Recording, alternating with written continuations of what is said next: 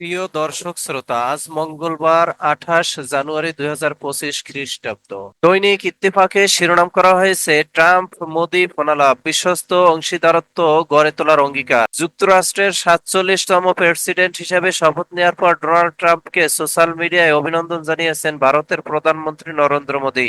শপথ নেওয়ার পর গতকাল সোমবার প্রেসিডেন্ট ট্রাম্পের সঙ্গে প্রথমবারের মতো কথা বলেন প্রধানমন্ত্রী নরেন্দ্র মোদি। আগামী দিনে ভারত আমেরিকার গভীর বন্ধুত্বের সম্পর্ক আরো মজবুত করা নিয়ে কথা হয়েছে বলে জানিয়েছেন প্রধানমন্ত্রী মোদি। দুই রাষ্ট্রপ্রধান বিশ্বস্ত অংশীদারত্ব গড়ে তোলার অঙ্গীকার করেছেন। প্রেসিডেন্ট ট্রাম্পের সঙ্গে ফোনে কথা বলার বিষয়টি গতকাল নিজেই এক্স হ্যান্ডেলে জানিয়েছেন প্রধানমন্ত্রী মোদি। তিনি লেখেন, আজ আমেরিকার প্রেসিডেন্ট ডোনাল্ড ট্রাম্পের সঙ্গে ফোনে কথা বলে আমি উচ্ছ্বসিত। দ্বিতীয়বার ঐতিহাসিক জয়ের জন্য তাকে অভিনন্দন। আমরা পারস্পরিক উপকার ও বিশ্বস্ত অংশীদারিত্বের জন্য প্রতিশ্রুতিবদ্ধ। আমরা আমাদের দেশের জনগণের কল্যাণে এবং বিশ্ব শান্তি, সমৃদ্ধি ও নিরাপত্তার লক্ষ্যে আগামী দিনেও একসঙ্গে কাজ করব।